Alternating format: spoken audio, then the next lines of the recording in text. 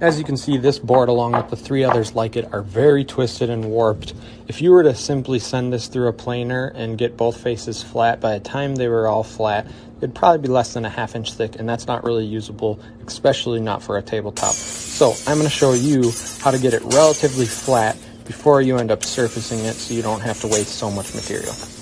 First step, using a circular saw, cut some scores into it. Be sure to have your saw set up so you do not go all the way through the board, and also don't cut all the way through the edges. After that, you'll clamp it down to a flat table, and then you are going to mix up some resin. There is no need to add any dye. I was just doing that because I wanted to test out the dye for a future project I have coming up. Then use a trowel and work the epoxy into all of the slots that you cut. Overnight, the epoxy is going to soak into the wood, so you will have to do multiple pours to top off the epoxy all the way to the surface of the wood. For those of you wondering at this point why one would go through all the time, effort, and money to try and save these boards when you could just go buy some new boards that are flat, well, the short answer is you can't, because this is flaming box elder, which is already a very rare wood, and on top of it, the bright blood red that you're going to later on see in these boards is one of a kind, and you cannot mimic it or find pieces to replace them.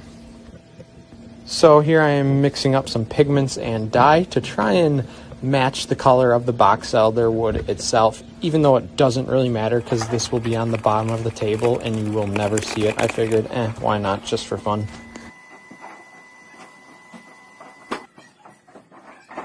So once again, pouring it into all the cracks, and then I'm going to use a trowel to spread it around evenly and top it off to the surface of the wood.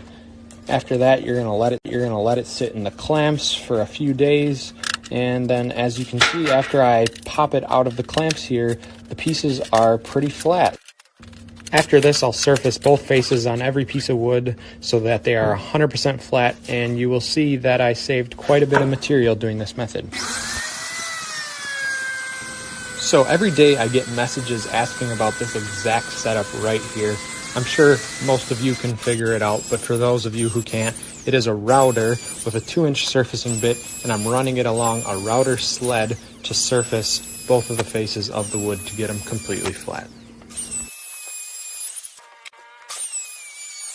So I'm putting some water on this piece just to give you guys a preview of what this wood will look like once it has finish on it. And as you can see, it has that dark, deep blood red color to it like I was saying before.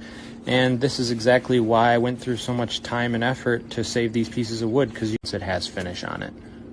And as you can see, it has that dark, deep blood red color to it like I was saying before. And this is exactly why I went through so much time and effort to save these pieces of wood, because you really can't mimic or buy pieces of wood just like this. Now that is insane. You don't really find too much flaming box out there that is this colored and that deep of a red.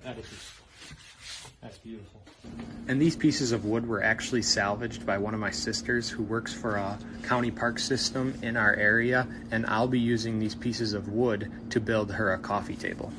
And at the time of this recording, I have already finished this coffee table, and it did turn out truly one of a kind, so I definitely recommend staying tuned and be on the lookout for future build videos and photos of this table to come very soon.